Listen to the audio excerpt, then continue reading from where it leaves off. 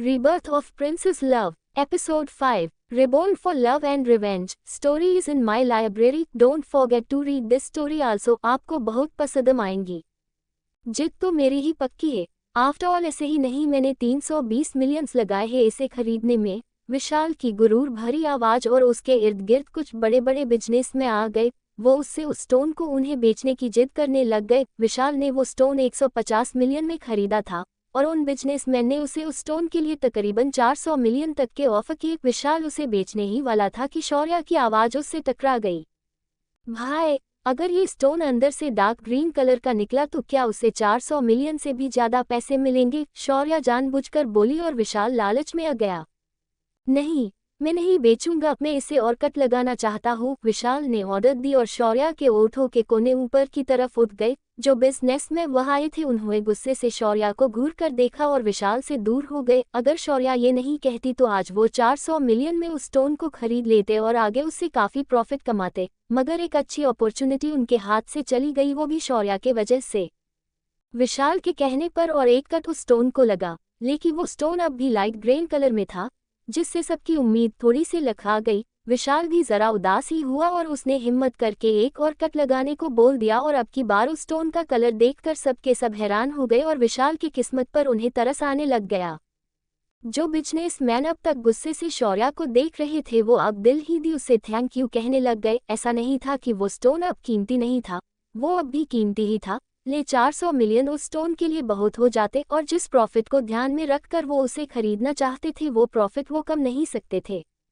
दूसरा stone cutting के लिए ले लो. विशाल ने भी गुस्से से शौर्या को देखा. अगर वो उसकी बैटन में नहीं आता तो यकीनन वो अब आसानी से 400 मिलियंस कमा ले सकता था, बट ऐसा नहीं हुआ और इसी गुस्से में उसने दूसरा स्टोन कट करके लिए कह दिया. वो स्टोन है वाइट कलर का जेड निकला, जिसमें से भी विशाल को अच्छा प्रॉफिट हुआ था. उसका तीसरा स्टोन भी एक वाइट जेड स्टोन निकला और इसे खरीदने में भी दूसरे बिजने में एक्साइटेड हो गए और उस स्टोन एंड भी विशाल को अच्छा प्रॉफिट कम कर दे दिया. अब बारी आखिरी स्टोन की थी और जब उसे पहला कट लगा तो वो एक डार्क ग्रीन कलर का जेड देखने मिल गया और वह मौजूद सभी को विशाल की किस्मत से जलन होने लग गई. जितना उसने अब तक खर्च किया था उतना तो उसने कवर कर लिया था और उसमें उसे थोड़ा सा प्रॉफिट भी हुआ था, लेकिन इस वाले स्टोन से उसकी पूरी जिंदगी ही बदलने वाली थी. एक दर्द ग्रीन कलर का जेड स्टोन, वो वाकई में मालामाल होने वाला था. फिर एक बार उसके आसपास बिजनेसमैन की भीड़ जमा हो गई और विशाल उन सबको इग्नोर कर ओमकारा और शौर्या के तरफ देखने लग गया. भाई, आई होप कि ये विशाल एक और कट लगाने के लिए ना कहे. मुझे डर लग रहा है, वो स्टोन दिखने में काफी कीमती है. अगर उसने एक और कट लगा लिया तो स्टोन की कीमत और बढ़ जाएंगी और हम. शौर्या ने नाटक करते ही अपने चेहरे पर डर लाकर कहा और विशाल की आंखें चमक गई. एक और कट लगाओ, विशाल ने ऑर्डर दी और उसकी बात सुनकर शौर्या के ओठों पर मुस्कान छा गई. ओमकारा उसकी बहन को देख रहा था. उसे ऐसे डरते हुए देखकर उसे पहले विशाल पर काफी गुस्सा आ गया. उसकी वजह से उसकी बहन डर रही है. उसका दिल तो कर रहा था कि वो विशाल की जान अभी ले ले, लेकिन अगले ही पल उसे शौर्या के आंखों में चमक दिखाई दी और फिर विशाल एक और कट लगाने की बात सुन उसके आंखों की बड़ी हुई चमक, वो समझ गया कि वो नाटक कर रही है. मुझे नहीं पता था कि मेरी बहना नौटंकी करने में इतनी अच्छी है, ओमकारा धीरे से बोला और शौर्या मुस्कुरा उठी. आपको कैसे पता ही मैं नाटक कर रही हूँ? शौर्या चहकते हुए बोली. उसके भाई ने कैसे जान लिया था कि वो नौटंकी कर रही है? क्या बस एक दिन की मुलाकात में वो उसे इतना असमझने लग गया था? शौर्या को तो बाहों खुली हुई ये समझकर और वो उसके गले लग गई. आप बेस्ट भाई हो, शौर्या ने प्यार से कहा और ओम का दिल गर्माहट से भर गया. और तुम सबसे प्यारी बहना, मेरी गुड़िया रानी. ओमकार ने उसके सर पर हाथ फेरा और अगले ही पल उनके कानों पर किसी के चीखने की आवाज सुनाई देने लग गई. जाहिर सी बात है विशाल चीख रहा था, क्योंकि अगले कट के बाद वो पत्थर एक नॉर्मल पत्थर निकला था जिस वजह से वो पूरे लॉस में चला गया था. नहीं, ऐसा नहीं हो सकता, एक और कट लगाओ, शायद वो अंदर से ग्रीन करो. विशाल डेस्परेट होते हुए गुस्से से बोला और उसकी बात मानकर उस स्टोन पर एक और कट लगाया गया. अगेन वो एक सिंपल पत्थर ही निकला और विशाल का गुस्सा और बढ़ गया. उसे ऐसे देखकर दोनों भाई बहन मुस्कुराने लग गए और विशाल उन्हें घूरने लगा. विशाल कुछ बोलने ही वाला था कि तभी उसका असिस्टेंट वहां आ गया और उसने ना जाने उससे क्या कह दिया कि विशाल की नजरें ओमकारा पर चली गई. वो दांत उठाकर उसे देखने लग गया. मैं जा रहा हूँ यहाँ से, विशाल गुस्से से बोलकर वह से जाने लग गया. सब हैरान थे उसे ऐसे जाते ही देखकर। भले ही उसका एक स्टोन किसी काम का नहीं था, लेकिन फिर भी उसके जीतने के चांसेस काफी ज्यादा थे। वो क्यों जा रहा होगा, ये किसी के भी समझ में नहीं आया, सिवाय ओमकारा के, और कहीं ना कहीं शौर्या के भी समझ में आ गया। बॉस, आपके भाई ने विशाल के जितनी भी इलीगल बिजनेस है उसके खिलाफ के सबूत पुलिस को देने की धमकी दी है। साथ ही में उसके पास के ब्लैक मनी की इंफॉर्मेशन इनकम टैक्स वालों को भी देने की धमकी दी है। अगर उसने इस शर्त से बैकआउट नहीं किया या फिर आपके सामने कोई भी ऐसी वैसे शर्त रख दी तो वो उसे पूरी तरह से बर्बाद कर देंगे। ये धमकी मिली है उसे आपके भाई की तरफ से, इसीलिए वो यहाँ से जा रहा है, चिका का कहना। और शौर्या को उसके भाई पर बड़ा ही प्यार आया। कितना प्यारा था उसका भाई। वो बड़ी सी स्माइल करते हुए उसकी तरफ देखने लग गई। तभी वहीं मौजूद एक आदमी बोला, अरे ऐसे कैसे मल्होत्रा साहब, जरा रुकिए तो सही, आपके जितने के चांसेस कई ज्यादा है। मेरे ख्याल से आपको इतनी जल्दी यहाँ से जाना नहीं चाहिए, एक आदमी ने कहा। और बाकी सब भी उसके बातों का सपोर्ट करने लग गए। हाँ हाँ, वैसे भी आपके स्टोन्स की कीमत 320 मिलियन थी, जिससे आपने कम से कम 480 मिलियन तो कमा ही लिए हैं। और रहा सवाल मिस बुंदेला का, तो उनके सिलेक्ट किए हुए स्टोन तो ठीक से 20 मिलियन के भी नहीं थे। हम सबको यकीन है इस बार जीत आपकी ही होगी, दूसरे एक बिजनेसमैन ने भी कहा। और ओमकारा की नजरें उस पर चली गई, जिससे सहम कर उसने अपनी नजरें झुका ली।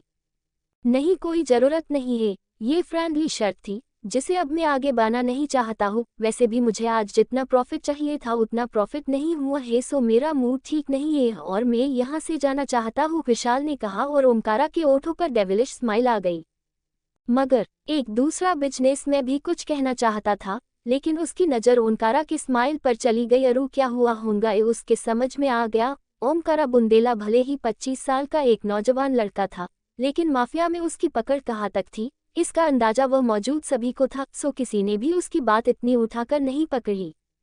ठीक है, शर्त का छोड़िए, लेकिन मिस बुंदेला के खरीदे स्टोन कर होने तक का वेट तो आप कर ही सकते हैं ना। जरा हम भी तो देखें कि कभी भी ना हारने वाले मिस्टर ओमकारा बुंदेला की बहन का लक कैसा है। ये आवाज मिस्टर दास की थी, जो ओमकारा के काफी अच्छे फ्रेंड्स में से एक थे। वो शुरू से ही वहां थे और वह की हर एक चीज को देख रहे थे। ओमकारा बुंदेला की बहन भी है, ये देखकर ही उन्हें हैरानी हो गई थी, लेकिन फिर वो हैरानी तुरंत गायब भी हो गई। वैसे भी बड़ी बड़ी फैमिलीज के काफी सारे सीक्रेट होते हैं और कई बार वो अपने सबसे अजीज और पसंदीदा बच्चे को मीडिया और सोशल लाइफ से छिपाकर रखते हैं ताकि उन पर कोई मुसीबत ना आए। और जैसे कि शौर्या का शुरुआत से लेकर अब तक का बिहेवियर था, उसे देखकर तो ऐसा ही लग रहा था कि वो वाकई में बुंदेला जग के लिए काफी इम्पोर्टेंट थी। हाँ हाँ बिल्कुल मिस्टर मल्होत्रा, जरा रुक जाइए और देखिए तो सही कि आप मिस्टर ओमकारा को हराने में इस बार कामयाब हुए हैं या नहीं, और शर्त का क्या है। वो कोई बड़ी बात थोड़ी ही है। दूसरे एक दो लोगों ने भी सपोर्ट किया और विशाल फिर वह रुक गया। उसे भी उसकी जिद देखनी थी। भले ही वो शौर्या से अपनी कोई भी शर्त मनवा नहीं सकता था, लेकिन उसकी जिद तो देख ही सकता था ना। सो उसने रुकने का फैसला लिया और फिर शौर्या का सिलेक्ट किया हुआ पहला स्टोन करने का ऑर्डर दे दिया गया। एंड जैसे कि सबको यकीन था, वो फर्स्ट स्टोन सिर्फ एक नॉर्मल पत्थर ही निकला, जिसे देखकर वहां हल्की सी हंसी की आवाज गूंज उठी। मगर अगले ही पल वो सब खामोश भी हो गए। विशाल का भी फिर गया हुआ कॉन्फिडेंट वापस आ गया। रूसू के ओठों पर भी स्माइल आ गई। कोई बात नहीं मिस बुंदेला, अब जरूरी तो नहीं कि आप मेरे जैसे एक्सपीरियंस हो और आपके भाई की तरह लकी, ऐसा कभी कभी होता है, आप ज्यादा टेंशन मत लीजिए, विशाल ने झूठी सिंपैथी दिखाते हुए कहा। मगर वो दोनों भाई बहन रिलैक्स ही थे। विशाल को गुस्सा ही आ गया और उसी ने फिर दूसरा स्टोन करने की ऑर्डर दे दी। एंड दूसरा स्टोन भी एक नॉर्मल स्टोन ही निकला। पिछली बार की तरह इस बार सिर्फ थोड़ी बहुत हंसी ही नहीं बल्कि थोड़ी बहुत बातें भी होने लग गई थी। मिस्टर दास भी थोड़े से उदास हो गए। लगता है आज तुम्हें हार का सामना करना पड़ेगा ओमकारा, और नुकसान भी उठाना पड़े, मिस्टर दास ने कहा। और उनकी बात सुनकर ओमकारा सिर्फ मुस्कुराया। कोई बात नहीं मिस्टर दास, वैसे भी ये चंद रुपए मेरी बहन के आगे कुछ नहीं है। अगर वो चाहती है तो मैं उसके लिए 20 मिलियन क्या 20,000 मिलियन भी हारने के लिए तैयार हूँ, ओमकारा प्यार से बोला। और शौर्या उसकी तरफ देखने लग गई। भाई शौर्या का जरा टच फील हुआ और वो उसके गले लग गई। मिस्टर दास ने भी ना में सर हिलाया और फिर उन्होंने ही आगे का पत्थर कट करने की ऑर्डर दे दी। आप नहीं हारोगे आज, शौर्या बोली और ओमकारा ने उसकी तरफ देखा। तभी उसके कानों पर सबकी हैरानी नभरी आवाज सुनाई दी। उसने सर उठाकर स्क्रीन कर तरफ देखा तो पाया कि जो तीसरा पत्थर कट हुआ था वो अंदर से दर्द रेड कलर का एक जेड था। उस पत्थर की साइज बड़ी भी थी और नॉर्मल कट करने पर ही वो जेड दिखाई देने लग गया था। इसका मतलब ये था कि वो पत्थर सिक्से में काफी बड़ा था और उससे मिलने वाला प्रॉफिट भी उठाना ही बड़ा। एक और कट, शौर्या की आवाज और सब एक्साइटेड होकर सामने देखने लग गए और दूसरा कट लेन पर उस जेड स्टोन का कलर और डार्क रेड हो गया। एक और कट, शौर्या बेफिक्री से बोली और सब हैरानी से अब उसके तरफ देखने लग गए। क्या ये लड़की बेवकूफ है? अगर आगे जाकर वो पत्थर आम पत्थर निकला तो उस स्टोन की कीमत 0 भी हो सकती है। ये इतनी बड़ी रिस्क क्यों ले रही है? कम से कम मिस्टर बुंदेला ने तो इसे रोकना चाहिए ना। यही सवाल आसपास सुने देने लग गए और सारे सवालों को इग्नोर करके शौर्या ने एक और कट करने के लिए कह दिया। एंड इस बार भी अंदर से वो स्टोन एक दर्द रेड कलर का जेड ही निकला, जिसकी वजह से उसकी कीमत और बढ़ गई और अब की बार सारे बिजनेसमैन शौर्या से वो जेड स्टोन खरीदने की डिमांड करने लग गए। कट नेक्स्ट स्टोन, शौर्या ने सबको इग्नोर कर दिया और ऑर्डर दी और जैसे ही वो स्टोन कट हुआ वैसे ही वह मौजूद सबके चेहरे खिल उठे खुशी से, तो किसी के आंखों में आंसू आ गए। क्या वो सच में एक रियल दर्द रीन जेड स्टोन है? आह, कितनी चमक है उस स्टोन में। मैंने अपनी जिंदगी में पहली बार इतने चमक वाला एक रियल जेड देखा है। ये तो बेशकीमती है। काश मैं उस स्टोन को सिलेक्ट करता। महज कुछ लाख का वो पत्थर कितने, तभी मिलियंस का। नहीं नहीं, बिलियंस का है। मिस्टर बुंदेला के लक तो मसी बुंदेला के लक के आगे कुछ भी नहीं है। क्या आप वो स्टोन हमें बेचना चाहेंगी मिस बुंदेला? बस ऐसी ही सेंटेंसेस वह बोले जा रहे थे और हर तरह शौर्या के लक की तारीफ हो रही थी। ओमकारा भी खुश होकर हैरान होकर शौर्या के तरफ देख रहा था। सच में उसका लक भी इतना अच्छा नहीं था जिसका उसकी छोटी बहन का था। एक रियल ग्रीन जेड स्टोन मिलना कोई आम बात नहीं थी। आप खुश हैं भाई? शौर्या ने उसके भाई की तरफ देखकर पूछा और बदले में ओमकारा ने उसके सर पर हाथ रख दिया। ये ग्रीन जेड स्टोन आपके लिए है, आप जो चाहे वो इसके साथ कर सकते हैं, शौर्या प्यार से बोली और ओमकारा की आंखों में नमी आ गई। उसकी बहन का पहला तोहफा, ये उसके बहन के तरफ से उसे पहला गिफ्ट था। भले ही उसके लिए पैसे उसने ही दिए हो, लेकिन उसकी बहन में उन चंद रुपए को करोड़ों में बदला था और उसे दे रही थी। ओमकारा कितना खुश हुआ ये वो बता ही नहीं सकता था। थैंक यू सीसी, तुम बहुत अच्छी हो, ओमकारा इमोशनल होते हुए ही बोला और शौर्या को उसे ऐसे देखकर जरा हंसी ही आ गई। और आप बहुत क्यूट, मेरे रफ एंड टफ भाई, लेकिन अब मुझे भूख लगी है। चलिए हम कुछ खाने के लिए चलते हैं, शौर्या उसकी गल खींचकर बोली और ओमकारा ने हाँ में सर हिला दिया। हाँ चलो नेथन, देख लो सब। ओमकारा तुरंत जाने के लिए तैयार हो गया। उसने नेथन से यहाँ का सब कुछ हैंडल करने के लिए बोल दिया और वो खुद शौर्या को लेकर जाने लग गया। अरे ओमकार रुको तो सही, मिस्टर दास की आवाज और वो दोनों रुक गए। आपसे मिलकर खुशी हुई मिस शौर्या। उन दोनों के रुकते ही मिस्टर दास वहां आ गए। अरे मिस्टर मल्होत्रा जरा रुकिए तो सही। क्या ओमकारा तुम तो शर्ट के बारे में भूल ही गए, मिस्टर दास फिर एक बार बोले और वहां से निकलने के फिराक में था वो मन मार कर रुक गया। और वही ओमकारा को भी वो याद आ गया अपने बहन से गिफ्ट, ना सिर्फ गिफ्ट ही नहीं, ये कॉम्प्लीमेंट के बाद कि वो सबसे बेस्ट भाई है, उसके बाद तो उसका ध्यान बाकी चीजों की तरफ था ही नहीं। हम मिस्टर मल्होत्रा, तुम तो बड़ी बड़ी बातें कर रहे थे, सो अब कहाँ चल दिए? शौर्या शर्त तुम जीती हो तो अब तुम चाहूंगी वही मिस्टर मल्होत्रा करेंगे, है ना मिस्टर मल्होत्रा? ओमकारा ने डेविलिश स्माइल के साथ कहा और विशाल बुरी तरह से चिढ़ गया। एक तो उसने उसे बर्बादी की उस राह पर लाकर छोड़ा था जहां उसकी एक गलती और वो पूरा बर्बाद हो जाएगा, और जिसने उसे बर्बाद किया वो अभी बड़े ही घमंड से उससे ऐसा कर रहा था जैसे कि उसने कुछ किया ही ना हो। बॉस, उसने कुछ दिनों पहले एक एंटिक मूर्ति खरीदी थी, आप उसे वो मूर्ति देने को कह दो, चिका ने कहा और शौर्या कुछ सोचने का नाटक करने लग गई। अम्मा, मुझे वो मूर्ति चाहिए जो तुमने कुछ दिन पहले खरीदी थी, शौर्या का कहना और विशाल उसे देखने लग गया। हाँ बिल्कुल दे दूंगा, लेकिन वो फिलहाल मेरे फार्म हाउस पर है, वहां से लाने में वक्त लगेगा। मैं मिस्टर बुंदेला के ऑफिस में पहुंचा दूंगा वो मूर्ति, क्या ये ठीक है? विशाल तुरंत मान गया। वो मूर्ति वैसे भी एक घटी का सौदा था। उसने काफी बार जांच करवाई थी उस मूर्ति की, बट उसने कुछ भी नहीं निकला, सो उसे वो देने में कोई हर्ज नहीं था। हम भाई चलिए हम चलते हैं। मिस्टर दास, आप चाहे तो हमें लंच के लिए ज्वाइन कर सकते हैं, शौर्या ने कहा और मिस्टर दास तो खुशी खुशी मान गए।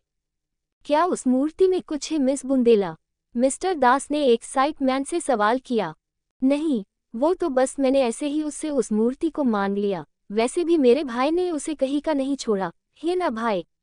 क्या किया है आपने? शौर्या वैसे तो जानती थी कि उसने क्या किया है, लेकिन अब उसने ये एक्सपोज कर दिया तो उसे कैसे पता, ये जवाब उसके पास नहीं था। सो उसने उससे ही पूछ लिया कि उसने क्या किया है। तुम्हें कैसे पता कि मैंने कुछ किया है? ओमकारा ने फिर भी सवाल किया। आपने जब नेथन को इशारा किया था ना, वो मैंने नोटिस कर लिया था। और फिर जितने के बावजूद भी विशाल का ये कहकर जाना कि उसे आगे शर्त कंटिन्यू नहीं करनी है, सो मैं समझ गई कि आपने जरूर कुछ बड़ा किया है, वरना वो तो मरा जा रहा था आपके हराने के लिए और उसकी शर्त पूरी करने के लिए। शौर्या की चहकती हुई आवाज और ओमकारा को अपनी बहन पर बेहद ही फक्र महसूस हुआ। यू आर वेरी इंटेलिजेंट मेरी गुड़िया, मेरी होशियार बहना, ओमकारा ने उसके सर पर हाथ रखकर खुशी से कहा और शौर्या की मुस्कान और भी बढ़ गई। वो फिर खुशी खुशी लंच करने के लिए चले गए। भाई मुझे ना अभिमन्यु से मिलने जाना है। आई थिंक वो उनके ऑफिस में होंगे, आप मुझे वह छोड़ देंगे? शौर्या बोली और ओमकारा के चेहरे पर की स्माइल एक पल के लिए चली गई, मगर फिर से वो मुस्कुरा उठा। हम ठीक है, मैं तुम्हें उनके ऑफिस में छोड़ दूंगा, ओम ने कहा और शौर्या मुस्कुराए। उसकी स्माइल देखकर और उसके पेरेंट्स और दोनों भाई की कही बातों को याद कर उसने एक गहरी सांस छोड़ी और शौर्या को अभिमन्यु के ऑफिस की तरफ लेकर आ जाने लग गया। उसके पेरेंट्स ने उसे बताया था कि शौर्या अभिमन्यु को पसंद करती है और अभिमन्यु भी उससे बहुत प्यार करता है। अभिमन्यु शौर्या से प्यार करता है, ये बात सुनने के बाद ओम को सच में बहुत शौक लगा था। अभिमन्यु जैसा सख्त मिजाज का आदमी और किसी से प्यार। ओम को यकीन नहीं हो रहा था, बट वो टाइम पास करने वाले बंदों में से भी तो नहीं था। अगर वो सच में उसकी छोटी बहन से प्यार करता है, इसका मतलब तो ये था कि शौर्या से ज्यादा लकी लड़की शायद ही पूरी दुनिया में कोई होंगी। अभिमन्यु राठौर की पावर से भला कौन वाकिफ नहीं था, और वह तो कुछ ज्यादा ही जानता था। उसे माफिया में रहने की वजह से ओमकारा को ये अच्छे से पता था कि अभिमन्यु राठौर आखिर कौन और क्या है। वो खुशी हुआ। हम पहुंच गए। शौर्या ओमकारा अभिमन्यु के ऑफिस के पास आ गया और शौर्या की नजरें उस बड़ी सी बिल्डिंग पर गई। थैंक यू भाई, शौर्या के आंखों में चमका और ओठों पर खुशी आ गई और वो जल्दी से कार से उतर गई। ओमकारा उसे कुछ कहना चाहता था, बट तब तक वो शौर्या वह से अंदर की तरफ चली भी गया थी। सो ओमकारा ने कुछ नहीं कहा और वो भी उसके काम से उसके ऑफिस के लिए निकल गया। एक्सक्यूज मी मिस, आप कौन है? शौर्या खुशी से अंदर की तरफ जा ही रही थी कि तभी उसके कानों से ये सवाल टकरा गया और शौर्या ने पीछे मुड़कर देखा। हाय, एम शौर्या, मुझे अभिमन्यु जी से मिलना था, शौर्या ने कहा और वो रिसेप्शनिस्ट उसे ऊपर से नीचे तक घूरकर देखने लग गई। शौर्या के कपड़े काफी ब्रांडेड थे और वो काफी खूबसूरत भी थी। उस रिसेप्शनिस्ट को तो जलन ही हुई उसे देखकर, बट वो कुछ कह भी नहीं सकती थी। आपके पास अपॉइंटमेंट है? उस रिसेप्शनिस्ट में जरा रूड टोन में ही सवाल किया, मगर शौर्या को अभिमन्यु से मिलने की एक्साइटमेंट ज्यादा थी तो उसने उस तरह ज्यादा ध्यान नहीं दिया। नहीं, अपॉइंटमेंट तो नहीं है, बट आप उनसे कह दीजिएगा कि शौर्या आए है, वो मुझे अंदर बुला लेंगे। शौर्या जरा बुझे मन से ही बोली। उसे अभिमन्यु को सरप्राइज देना था, बट अब अंदर जाने के लिए उसे पहले ही उसका नाम बताने की जरूरत थी, वरना ये रिसेप्शनिस्ट उसे ऊपर जाने नहीं देने वाली थी। उसकी बात सुनकर रिसेप्शनिस्ट ने उसे घूरकर देखा और उसे कुछ बोलने ही वाली थी कि तभी वहां कोई और लड़की आ गई।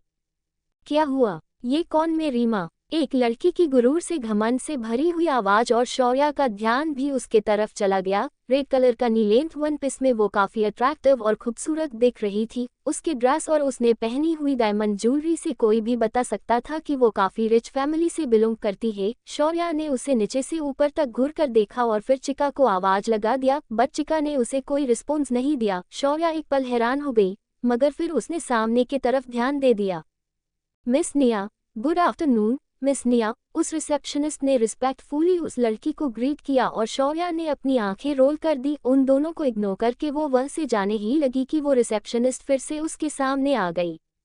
मिस, मैंने कहा ना, आप ऐसे अंदर नहीं जा सकती है। अगर आपके पास अपॉइंटमेंट नहीं है तो आप प्रोसीजर को फॉलो कीजिए और अपॉइंटमेंट लेकर आ जाए, तभी आपको बॉस से मिलने दिया जाएगा। रिसेप्शनिस्ट रीमा फिर से बोली और शौर्या ने गहरी सांस छोड़ दी। तब तक वहां ऑफिस के 4-5 स्टाफ मेंबर्स भी आ गए थे जो ज्यादातर निया के ही चमचे थे और उसे ग्रीट करने आए थे। उन सबको लगता था कि आगे जाकर निया उनकी लेडी बॉस बनने वाली है और जिस तरह उसे इस ऑफिस में आने से कोई रोक टोक नहीं थी। उस हिसाब से सबका यकीन पक्का होता जा रहा था। सो फिर क्या वो सब निया को इम्प्रेस करने में लगे हुए थे? शौर्या उन सब के सामने कोई सीन नहीं चाहती थी, सो उसने एक बार सबकी तरफ और फिर निया की तरफ देखा। ओके, मुझे अभिमन्यु की अपॉइंटमेंट दीजिए, शौर्या कैजुअली बोली और उसकी बात सुनकर सब हंसने लग गए। बॉस की अपॉइंटमेंट? हाँ हाँ हाँ, तुम तो ये ऐसे बोल रही हो जैसे कि कोई कॉफी का मग मांग रही हो। मुझे अपॉइंटमेंट दे दीजिए, स्टाफ में से एक लड़के मोहित ने कहा और बाकी सब हंसने लग गए। हाँ, वैसे भी हर किसी की किस्मत निया मैम जैसे ही थोड़ी होती है। वो तो कितनी लकी है, जब चाहे तब वो बॉस से मिल सकती है और बॉस भी उनकी कितनी फिक्र करते हैं, फिजा ने भी कहा और निया उसकी बात सुनकर शर्मा गई। चुप कर जाओ, इतना भी नहीं है, निया जरा शर्माते हुए ही बोली और शौर्या की तरफ देखने लग गई। शौर्या के चेहरे पर ना समझी भरे भाव थे, जिसे देखकर उसे गुस्सा आने लग गया था। उसने जब शौर्या को देखा था तभी उसे उसका गुस्सा आ गया था। आखिर शौर्या थी ही इतनी ब्यूटीफुल और जिस हक से उसने अभिमन्यु का नाम लिया था ना, उसे देखकर निया को गुस्सा ही आ गया था। ये कौन है? शौर्या ने सपाट लहजे में सवाल किया और रीमा गुस्सा हो गई।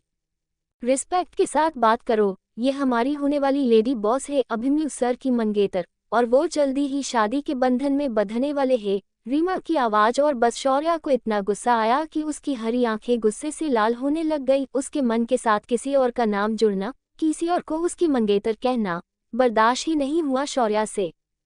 तो तुम्हारी और अभिमन्यु की सगाई हो चुकी है? शौर्या का गुस्से से भरा हुआ सवाल और सब उसकी तरह हैरानी से देखने लग गए। शौर्या का ऑरा इस वक्त काफी खतरनाक हो गया था और उसका वो अभिमन्यु का हक से नाम लेना पहले तो किसी को खींच नहीं लगा, लेकिन अब सबके दिल में कहीं ना कहीं ये सवाल आ रहा था कि क्या वो ये लड़की उन एक बॉस को जानती है। मगर जल्दी ही उन्होंने उस सवाल को उनके दिमाग में से निकाल दिया। उनके सामने की लड़की महज 17-18 साल की एक लड़की थी, सो उसका उनके बॉस के साथ कोई रिश्ता होना लगभग इम्पॉसिबल ही था। और फिर निया भी तो थी। उन सब के नज़रों में ऐसा था कि जैसे निया और अभिमन्यु एक दूसरे को डेट कर रहे हो। सो उन सब ने उनके दिमाग में आने वाले सवाल को छोड़ दिया। बिल्कुल मिस, निया और बॉस की सगाई हो चुकी है और जल्दी ही शादी भी होने वाले है। सो तुम ये जो अपने खूबसूरती का जाल उन पर चलाने का काम कर रही हो ना, उसे भूल जाओ। वो दोनों एक दूसरे से बहुत प्यार करते हैं, सो तुम उनके बीच कभी नहीं आ सकती हो, रीमा ने कहा और बस शौर्या का गुस्सा 7वें आसमान पर पहुंच गया। कॉल हिम, शौर्या बोली और सब उसकी तरफ देखने लग गए। What did you said? निया अब आगे आ गई और उसने शौर्या को घूर कर देखा। आई सेड कॉल हिम, और उसे यहाँ बुलाओ, अभिमन्यु तो मंगेतर है न तुम्हारे, तो फिर उन्हें कॉल करके बुलाओ। शौर्या भी एक कदम उसके पास आकर बोली और निया को गुस्सा ही आ गया। भले ही उसने सबसे कहा था कि वो और अभिमन्यु रिलेशन में है और जल्दी ही वो शादी करने वाले हैं, बट सच तो यही था कि अभिमन्यु उसकी तरफ देखता भी नहीं था। उसका यहाँ आना जाना सब उसने फैमिली रिलेशन और अभिमन्यु के मुंह की वजह से था, जो उसे काफी पसंद करती थी। तुम्हें लगता है कि तुम इतनी स्पेशल हो कि तुम्हारी वजह से मैं मेरे अभिमन्यु का वक्त जाया करूंगी, निया बोली और शौर्या उसे घूर कर देखने लग गई। तुम्हारा अभिमन्यु? सच में? तो चलो कॉल करो उन्हें, मेरे वजह से नहीं तो वो तुम्हारे लिए तो उनका वक्त जाया कर सकते हैं ना। So call him right now, Shaurya फिर से बोली और बाकी सब उसकी हिम्मत देखकर शॉक हो गए। कॉल कीजिए मिस निया और इस लड़की को उनकी औकात दिखा दीजिए। रीमा और बाकी स्टाफ भी बोलने लग गया और निया जरा परेशान ही हो गई। ये इतनी इम्पोर्टेंट नहीं है कि मैं अभी का वक्त इसके लिए बर्बाद करूं, मैं मेहर को कॉल करके बुलाती हूँ, निया ने कहा और मेहर अभिमन्यु का फ्रेंड और उसका लीगल एडवाइजर को कॉल करने लग गई। मेहर उसका भी एक फ्रेंड था और उसके साथ उसकी अच्छे से बनती थी और ये बात भी जानता था कि निया ही आगे जाकर अभिमन्यु से शादी करने वाली है। अभिमन्यु की मोम जो ये चाहती थी, सो उसे उसको कॉल करना ही बेहतर लगा। शौर्या चुपचाप उसे देख रही थी। निया ने उसे कॉल करके नीचे बुलाया। हे निया, व्हाट्सअप, कुछ हुआ है क्या यहाँ? मेहर उसके जोली नेचर के साथ ही नीचे आया और निया को साइड हग करते हुए उसने सबकी तरफ देखकर कहा। उसकी नजरें अभी भी शौर्या पर नहीं गई थी और रीमा भी मेहर को देखकर आगे आ गई थी, सो उसके पीछे शौर्या कहीं छिप सी गई थी। Hi Mehar sir, I mean good afternoon sir, Reema ने कहा और साइड में हटकर फिर से बोलने लग गई। सर ये लड़की मिस निया के साथ बदतमीजी कर रही थी और बॉस को भी उनके नाम से बुला रही थी और आप जानते हो। रीमा शौर्या को बुराई करने लग गई और मेहर की नजरें उस तरह गई जहां शौर्या खड़ी थी। शौर्या को देखकर उसकी आंखें बड़ी बड़ी हो गई और वो हैरानी से देखने लग गया कि कहीं वो वही है या कोई और है। बाकी स्टाफ भी उसकी बुरियां करने लग गया ताकि वह मिहिर की नज़रों में आ सके और निया की भी, ताकि आगे जाकर उन्हें इंक्रीमेंट में मदद हो। शौर्या, मिहिर ने उसका नाम लिया और अगले ही पल वहां सन्नाटा छा गया। सबकी नारेज भी शौर्या की तरफ चली गई। अभिमन्यु कहाँ है? उन्हें अभी के अभी यहाँ बुलाओ। शौर्या ने मिहिर को ऑर्डर दे दिया और हाथ की घड़ी बांधकर खड़ी हो गई। नेहा गुस्से से उसकी तरफ बढ़ गई। तुमने अगर एक बार भी मेरे अभिमन्यु का नाम लिया ना तो मैं तुम्हारी जुबान खींच लूंगी, नेहा बोली और मिहिर आंखें बड़ी बड़ी करके उसे देखने लग गया। अगर ये सब अभिमन्यु को पता चला तो? नहीं नहीं, वो डेविल तो सबसे पहले उसे ही मार देगा। क्या करूं? उसे कुछ भी समझ नहीं आ रहा था और अगले ही पल वह एक जोरदार थप्पड़ की आवाज गूंज उठी और साथ ही में कसी के गिरने की आवाज भी। मिस निया, रीमा और दूसरी एक लड़की निया की तरफ आ गई जो शौर्या के मरे थप्पड़ की वजह से नीचे गिर गई थी। उसके गाल पर शौर्या के पांचों उंगलियां छप चुकी थी। यू बिच! निया जोर से चीखी और उठने को हुई, तभी मिहिर ने उसका हाथ पकड़ लिया और उसे रोक दिया। क्या कर रही हो निया? मिहिर उसे पीछे खींचकर बोला और निया उसे ही घूर कर देखने लग गए। तुम मुझे पूछ रहे हो मिहिर? इस दो कौड़ी के लड़की ने मुझे थप्पड़ मारा। मैं इसे छोड़ूंगी नहीं। छोड़ो मेरा हाथ मिहिर, निया गुस्से से चीखते हुए बोली और बाकी सारा स्टाफ भी गुस्से से शौर्या को घूर कर देखने लग गया। अरे यार, इससे कुछ हुआ ना तो वो डेविल तुम्हें, मुझे और किसी को नहीं छोड़ेगा, मिहिर बोला और निया कंफ्यूज होकर उसे देखने लग गई। ये सारा मामला ऊपर अभिमन्यु तक पहुंच चुका था और वो भी नीचे आने लगा था। निया मैम, आप कुछ मत कीजिए, इसे तो अब मैं देखती हूँ, रीमा ने कहा और शौर्या की तरफ आकर उस पर हाथ उठाने को हुई, मगर उसका हाथ शौर्या को छू पाता उससे पहले ही शौर्या ने उसका हाथ पकड़ लिया और ट्विस्ट करके उसे भी धक्का दे दिया। निया हैरान थी शौर्या को हिम्मत देखकर, तभी उसकी नजरें लिफ्ट से बाहर निकले हुए अभिमन्यु पर गई और उसके दिमाग में शैतानी आइडिया आ गया। तुम ये सब क्यों कर रही हो लड़की? हमने क्या बिगाड़ा है तुम्हारा? ये इस तरह से एक रेप्यूटेड ऑफिस में आकर ये ऐसी हरकत करना तुम्हें सही लगता है क्या? निया के तो अचानक से पूरे तेवर ही बदल गए और अगले ही पल उसने शौर्या का हाथ पकड़ा और अपने नाखून उसके हाथ में गड़ा दिए। शौर्या ने अपना हाथ उससे छुड़ाया और उसे फिर से नीचे धकेल दिया। निया सीधा अभिमन्यु के सामने जा गिरी और उसे देखकर जोर जोर से रोने लग गई। अभी ये जंगली लड़की, इसमें देखो मेरी क्या हालत कर दी है। सिर्फ मेरी ही नहीं बल्कि इसने स्टाफ पर भी हाथ उठाया है। निया रोते हुए नौटंकी करने लग गई और अभिमन्यु की नज़र शौर्या की तरफ गई। सबको लगा कि अब शौर्या की शामत आ गई है। निया भी बहुत खुश हो रही थी। मेरे अभिमन्यु का नाम मेरे अलावा और कोई लड़की नहीं ले सकती। मैंने किसी को भी आज तक उसके करीब आने नहीं दिया और तुम न जाने कहाँ से आए हो और हक से उसका नाम ले रही हो, उससे मिलने आ रही हो। तुम देखती जाओ, इसके बाद में तुम्हारी क्या हालत करती हूँ। निया ने दिल ही दिल कहा और डर से अभिमन्यु का हाथ पकड़ लिया। अभी मुझे डर लग रहा है इससे, निया ने नाटक करते हुए कहा और उसका हाथ पकड़कर उसके हाथ से चिपक कर खड़ी हो गई। शौर्या की नजरें एक बार अभिमन्यु की तरफ और फिर उसके हाथ की तरफ गई। वो नफरत से घूरते हुए निया को देखने लग गई। अभिमन्यु ने उसके नजरों को देखा और वो कुछ कर पता उससे पहले ही शौर्या ने आगे कार निया को जोर से दूसरी तरफ धकेल दिया। गुस्सा आ रहा था उसे, बेइंतहा जलन हो रही थी निया से। उसका दिल तो कर रहा था कि वो उसे जान से मार दे। उसके अभिमन्यु को हाथ लगाने की हिम्मत कैसी की उसने? सोचते हुए ही शौर्या के दिमाग की नस गुस्से से उड़ने लग गई और वो उसे मारने के लिए आगे बढ़ी।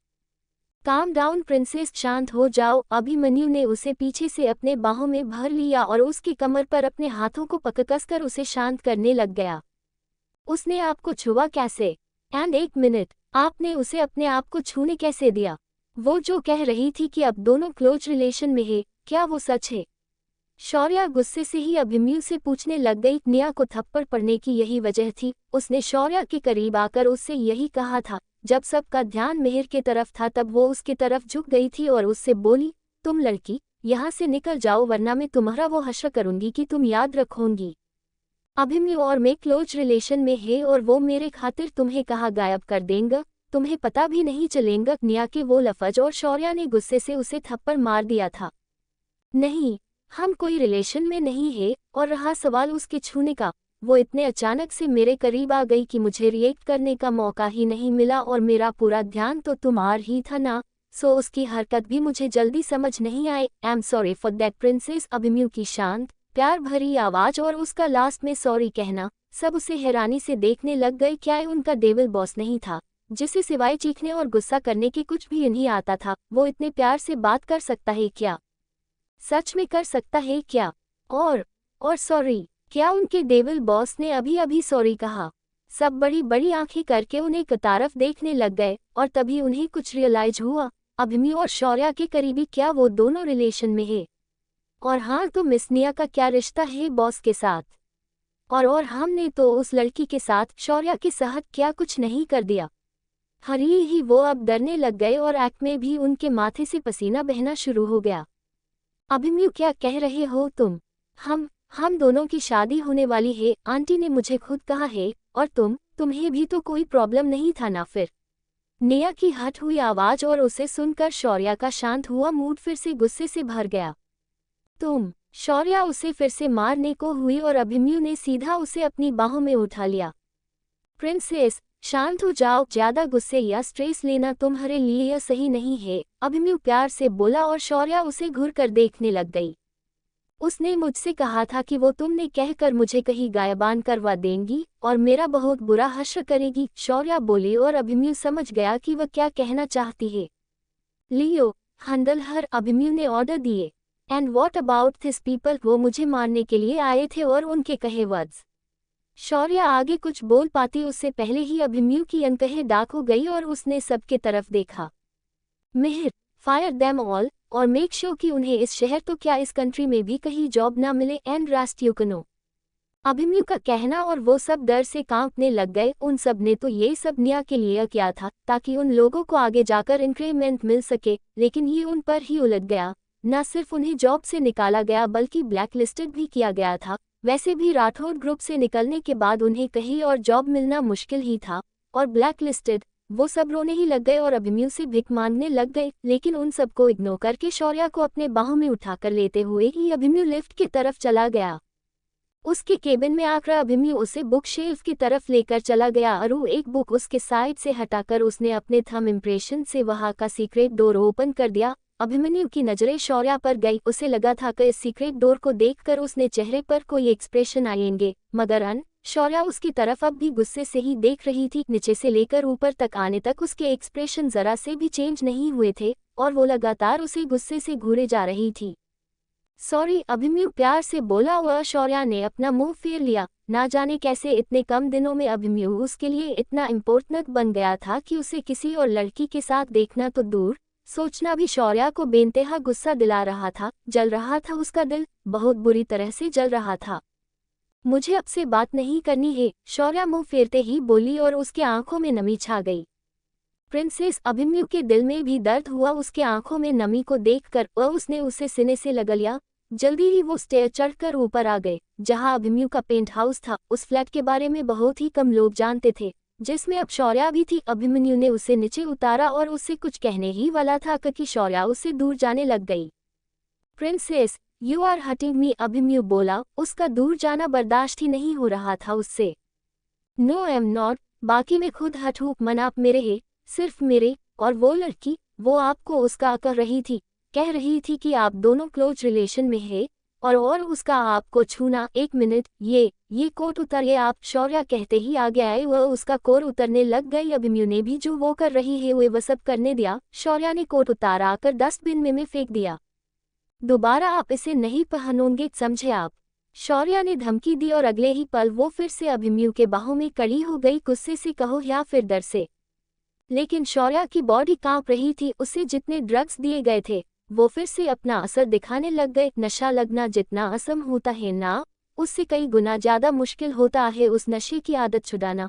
और शौर्या भले ही कितनी भी स्ट्रॉन्ग क्यों ना हो, उसके बॉडी में अभी भी ड्रग्स के कुछ एलिमेंट थे जो उसके खून के साथ मिल चुके थे, सो उनका सर होना तो लाजमी ही था। उसके बाहों को महसूस करके शौर्या की सारी हिम्मत जवाब दे गई।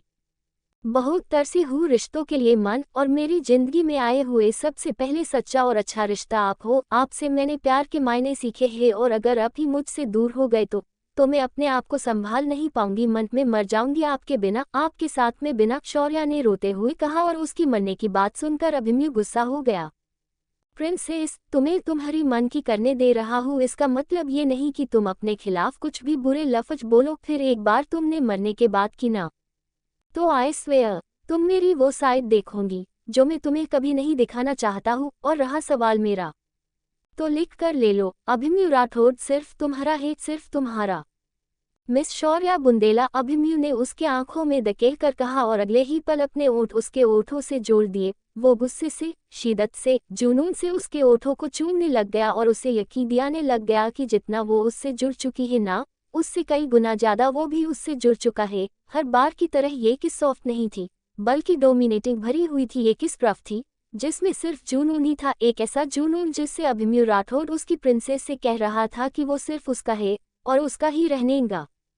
ना जाने आगे की कितनी देर अभिमन्यु उसके ओठों के साथ खेलता रहा और शौर्या भी उसका उसमें पूरा साथ देती रही। जब उसे सांस लेने में दिक्कत हुई तब जाकर वो दोनों एक दूसरे से दूर हो गए। शौर्या ने उसके सीने पर सर रख लिया और जोर जोर से सांसें भरने लग गई। अभिमन्यु ने एक नज़र उसे देखा और वो वैसा ही खड़ा रहा। ना उसने इस बारे उसे अपनी बाहों में भरा और ना ही उसकी सांसें नॉर्मल होने तक उसकी पीठ को सहलाया। बिना किसी भाव के खड़ा था वो, और उसका रुखापन शौर्या को भी फील हुआ।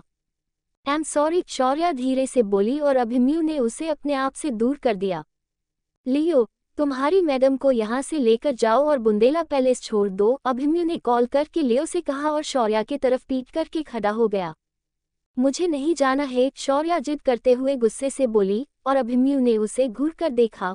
उसकी नजरें शौर्या के ओठों की तरफ गई जो अब बुरी तरह से लाल हो चुके थे और हल्के से सूज भी गए थे। उसे देखकर अभिमन्यु को जरा बुरा ही लगा। उसकी प्रिंसेस को कितनी तकलीफ पहुंचा दी थी उसने। वो उसे अपने करीब लेकर उससे सॉरी कहना चाहता था, बट नहीं, उसका गुस्सा बीच में आ गया। कैसे कह सकती है वो कि वो मर? नहीं नहीं प्रिंसेस, मैं सब कुछ बर्दाश्त कर सकता हूँ, लेकिन तुमसे दूर होना नहीं, लफ्जों में तक के नहीं।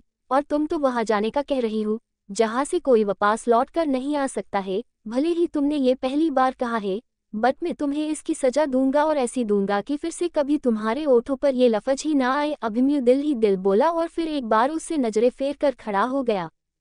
मिस शौर्या, लियो की आवाज और दोनों का ध्यान उस तरफ गया। लियो, क्या तुम खाना बना सकते हो? शौर्या उसकी तरफ देखकर बोली और अभिमन्यु छोटी आंखों से उसकी तरफ देखने लग गया। या एस मैम, लियो उसके सवाल से हैरान हो गया था, बट फिर भी उसने अपने आप को नॉर्मल करके कहा, रियली दैट्स ग्रेट, तो जाओ और मेरे लिए खाना बनाओ, वो भी ढेर सारा, और हाँ स्वीट बनाना मत भूलना, शौर्या उसे ऑर्डर देते हुए बोली और अभिमन्यु की आंखें छोटी हो गई। ओके मिस, लियो नहीं जानता था कि उसके बॉस और लेडी बॉस के बीच क्या हुआ है, और उसे अब ये भी समझ नहीं आ रहा था कि वो क्या करे। बट लास्ट में शौर्या उसके बॉस की भी बॉस थी, उनके लेडी बॉस, और अगर उसने अभी उसकी ऑर्डर नहीं मनाई तो उसका डेविल बॉस क्या कर देंगे ये वो अच्छे से जानता था। सो फिर क्या बेचारे में यस कहा और किचन की तरफ चला गया। उसने उसके असिस्टेंट को कॉल किया और उसकी जो भी मीटिंग और काम था वो हैंडल करने के लिए बोल दिया और खुद खाना बनने लग गया। शौर्या, ये सब क्या है? अभिमन्यु की सख्त आवाज और शौर्या ने उसे इग्नोर कर दिया और वो उस पेंट हाउस को देखने लग गई। 2 बेडरूम का वो पेंट हाउस काफी बड़ा था और वहाँ हर एक फैसिलिटी अवेलेबल थी। उसकी आंखों में चमक आ गई उस जगह को देखकर और वो अभिमन्यु को इग्नोर करके वो घर देखने लग गई। अभिमन्यु भी फिर कुछ नहीं बोला।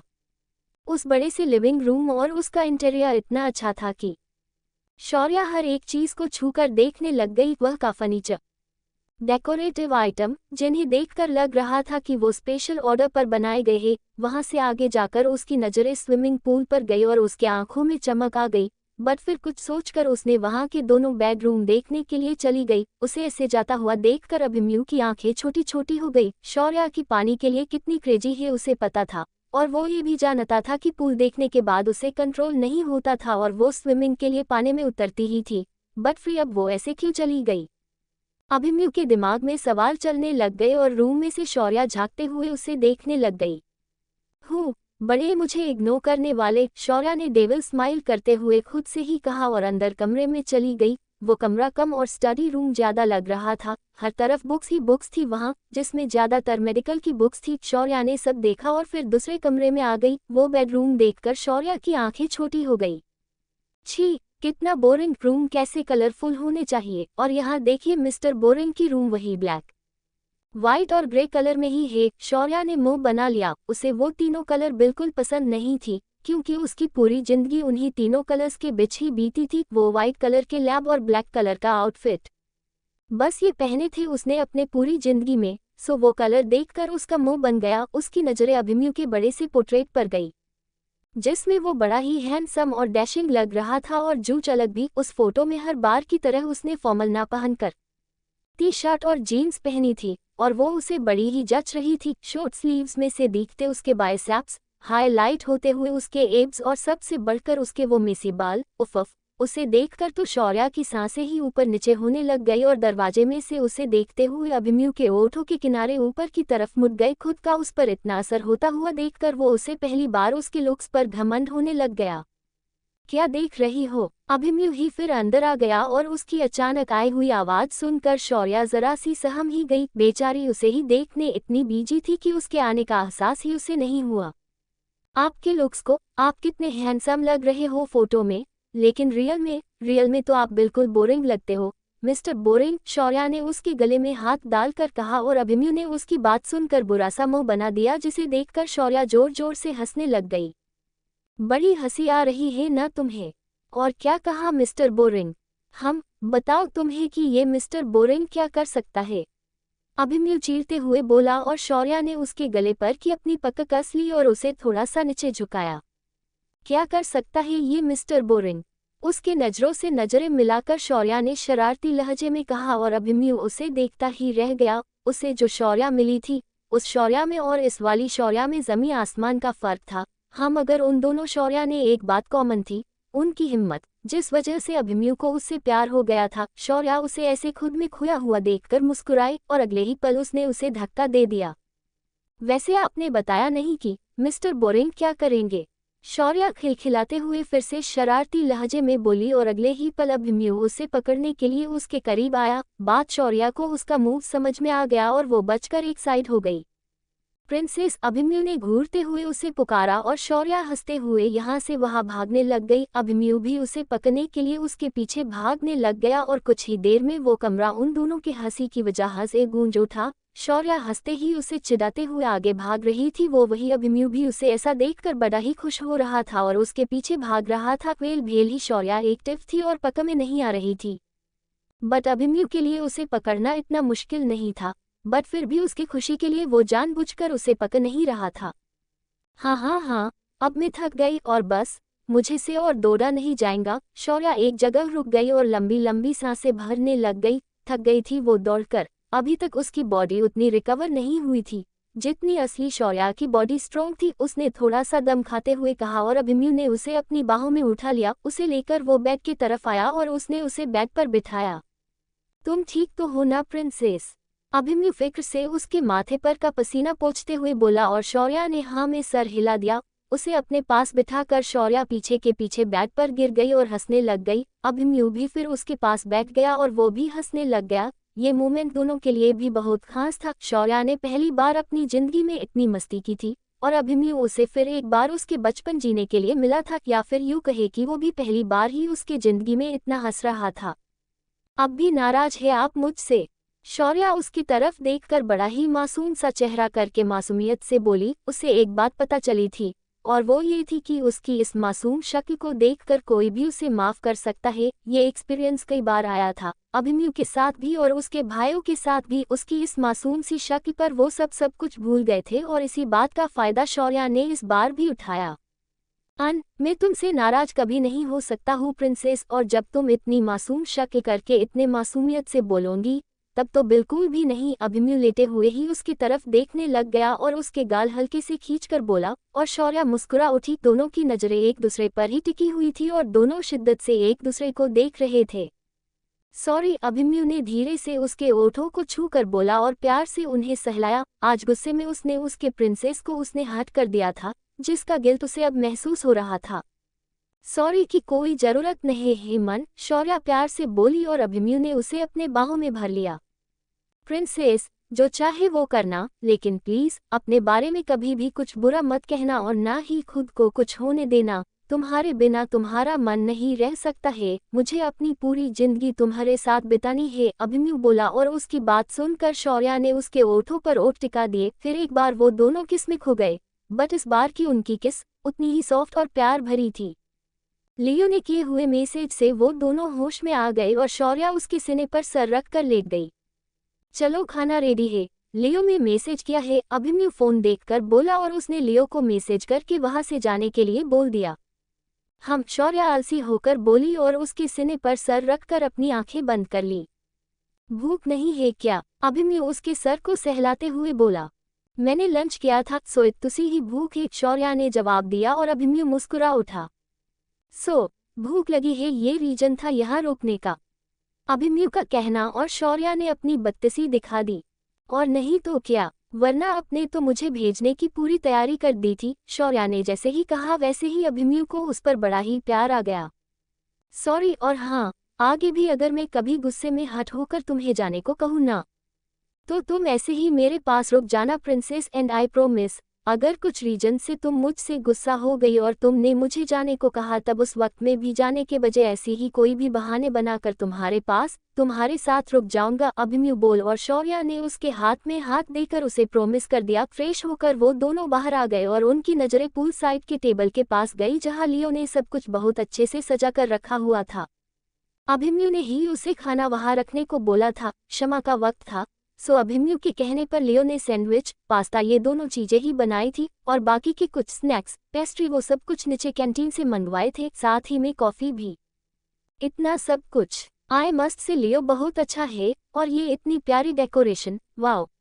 शौर्य ने उसकी तारीफ की। वो टेबल देखकर ही वो खुश हो गई। बखूबी से सजाया हुआ टेबल, मिडल में एक छोटा मगर प्यारा सा बुके, और कैंडल्स भी, कितना प्यारा लग रहा था सब कुछ। और उस प्यारे माहौल को साथ देता हुआ वो सॉफ्ट आवाज में बजता रोमांटिक म्यूजिक, और पीछे का स्विमिंग पूल भी, एक छोटी सी प्यारी सी कॉफी डेट ही अरेंज करके गया था लियो। फॉर योर काइंड इन्फॉर्मेशन, ये सब उसे मैंने अरेंज करने के लिए कहा था, अभिमन्यु मुंह बनाकर ही बोला, और उसे वैसे जेलेस होता देखकर शौर्य ने उसके गाल पर ओठ टिका दिए। एंड फिर क्या, अभिमन्यु उतने में ही खुश हो गया। उसके हाथ को थाम को कर अभिमन्यु ने उसे नीचे सोफे पर बिठाया और खुद उसके बाजू में बैठ गया। उसने 2 प्लेट ली और दोनों को कुछ स्नैक्स सर्व किए और एक प्लेट उठाकर शौर्य के हाथ में दे दी। साथ ही में उसने उसे कॉफी का मग भी थमा दिया।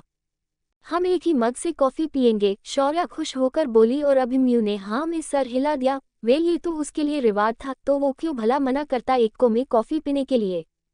पैर ऊपर लेकर बैठो, अभिमन्यु बोला, और उसकी बात सुनकर शौर्य ने कंफ्यूजन में उसके तरफ देखा। वो भी उसकी प्लेट हाथ में लेकर ऊपर पैर लेकर बैठा हुआ था।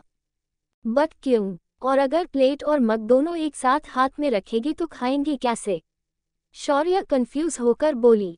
हम बताता हूँ, पहले पैर तो ऊपर ले लो, अभिमन्यु ने कहा, और उसकी बात सुनकर शौर्य पैर ऊपर ले लिए। अभिमन्यु ने भी एक हाथ में उसकी प्लेट पकड़ी और किसी तरह का बटन प्रेस कर दिया, और वैसे करते ही वो काउच मूव हुआ और स्विमिंग पूल के पास चला गया। वो दोनों फिर टर्न होकर बैठ गए और वो काउच पूल के ऊपर चला गया। पैर नीचे करते ही उनके पूल में के पानी से लग रहे थे। अभिमन्यु ने एक और बटन प्रेस किया और वहां फिर छोटी सी टेबल आ गई, जिस पर उसने उन दोनों की प्लेट्स और कॉफी मग रख दी। ये बहुत बहुत अच्छा है मन, आई एम सो हैप्पी, शौर्य चहक उठी, और अगले ही पल अभिमन्यु ने ही कौन सा और एक बटन प्रेस किया और ऊपर के छत ट्रांसपेरेंट हो गई। शाम हो गई थी तो आसमान में हल्का सा अंधेरा छाया हुआ था, और साथ ही में शाम की वो सूरज की गोल्डन केशरी रोशनी, कितना साफ दिख रहा था पूरा आसमान। शौर्य तो ऊपर देखकर ही खुश हो गई। मन, ये किसकी प्लानिंग थी? ये ऐसा व्यू, ये अरेंजमेंट, कितना अच्छा और रिलैक्सिंग है ये। शौर्य सच में बहुत खुश हो गई थी। उनके कॉच का शेप भी थोड़ा चेंज हो गया था और वो अब पीछे आराम से टेक कर बैठ सकते थे। अम्मा, मेरा ही, मुझे खुले आसमान को देखना काफी पसंद है। नानी के साथ बचपन में मैं ऐसे ही तारों से सजा हुआ आसमान देखता था, एंड ये खुला आसमान देखने के बाद आई फील रिलैक्स। सो फिर क्या, मैंने ये सीक्रेट पेंट हाउस बना दिया और अपने लिए स्पेशली ये जगह बनाए, ठंडे पानी में पैर रखकर ऊपर खुले आसमान को देखना, इट्स जस्ट अ हेवन। ये मुझे मेरे नानी की याद दिलाती है। सो अभिमन्यु उसके साथ उसकी बचपन की यादें शेयर करने लग गया, और साथ ही में वो एक एक बाइट करके शौर्य को खिला भी रहा था। शौर्य भी उसकी बात सुनते हुए खिला रही थी, और दोनों एक ही मग से कॉफी भी पी रहे थे। आगे का ना जाने कितना वक्त दोनों एक दूसरे से बातें करते हुए बैठे और उस नज़ारे का मजा लेने लग गए।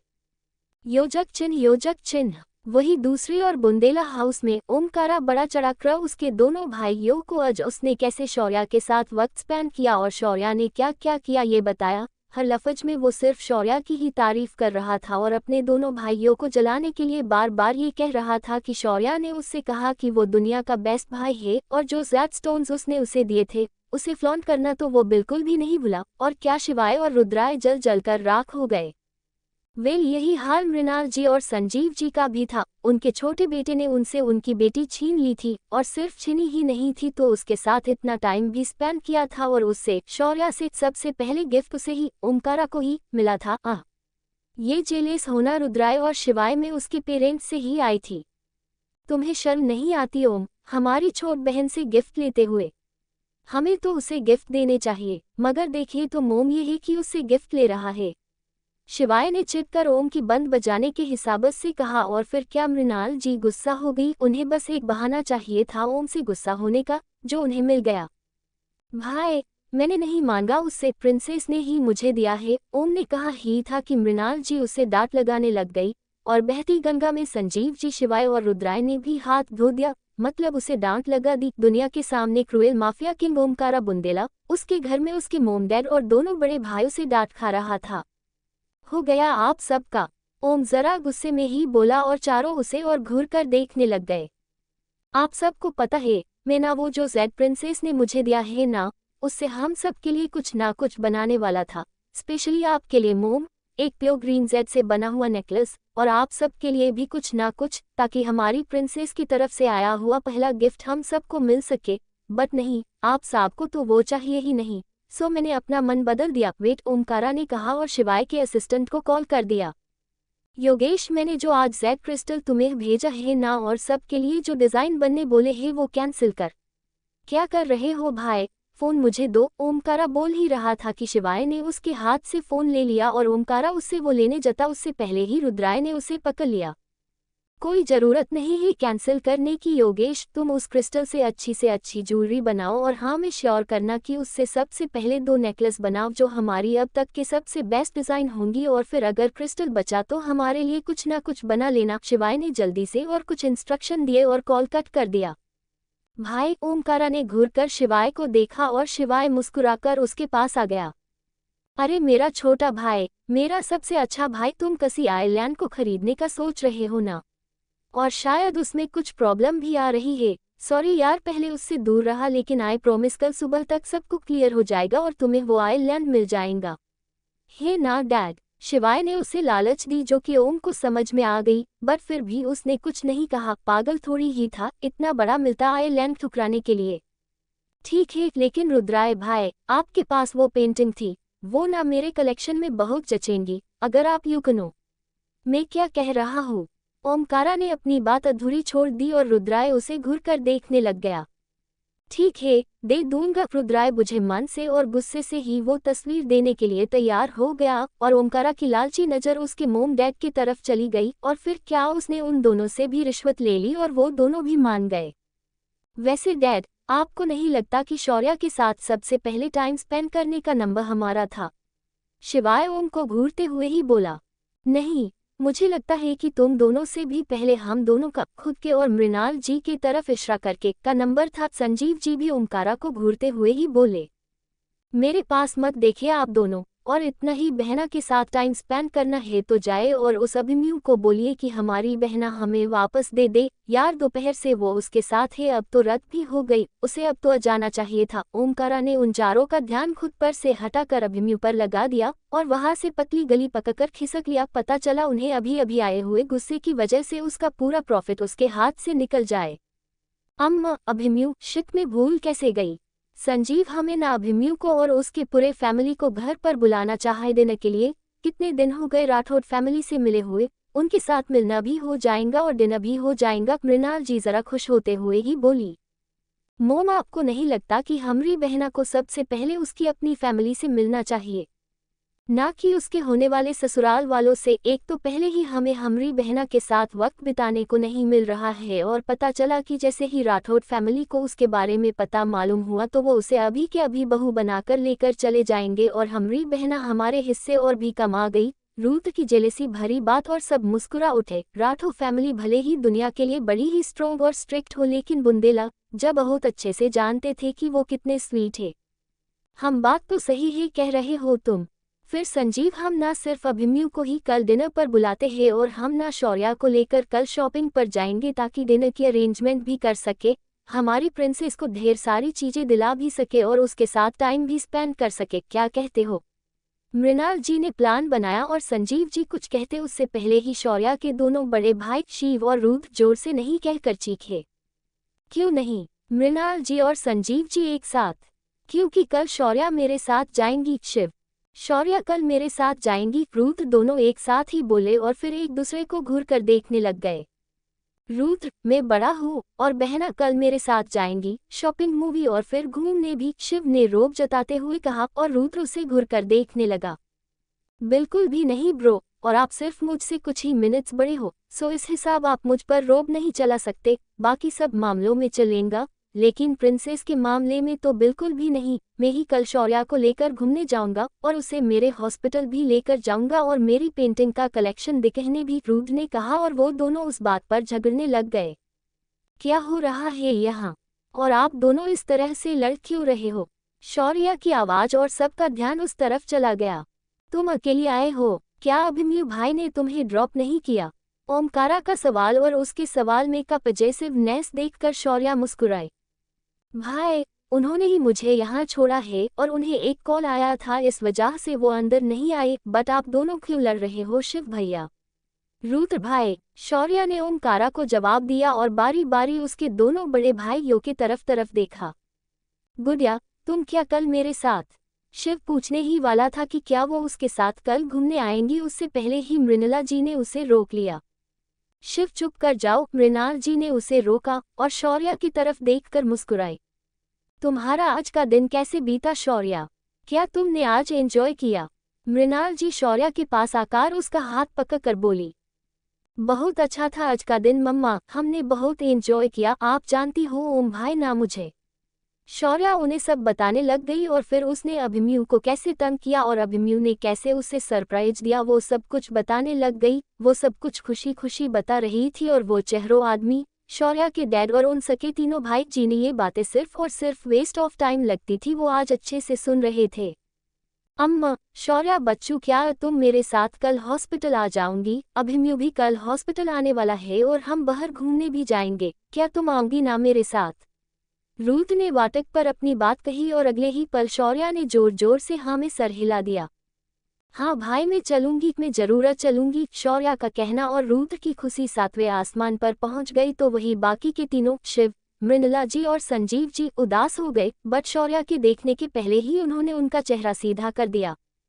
ठीक है, फिर कल तुम रुद्र के साथ जाओ और परसों मेरे साथ आ जाना, मैं तुम्हें ऑफिस भी घुमाऊंगा और हम भी शॉपिंग पर जाएंगे। प्रॉमिस करो मुझसे कि तुम मेरी साथ आऊंगी। शिव भी मौके पर चांस मारते ही बोला और मृणाल जी और संजीव जी उन्हें घूर आकर देखने लग गए। वो कुछ कहने वाले थे बट उनके कुछ भी कहने से पहले शौर्या ने हाँ में सर हिला दिया और बेचारे उनके बेटी की खुशी के लिए फिर से चुप हो गए।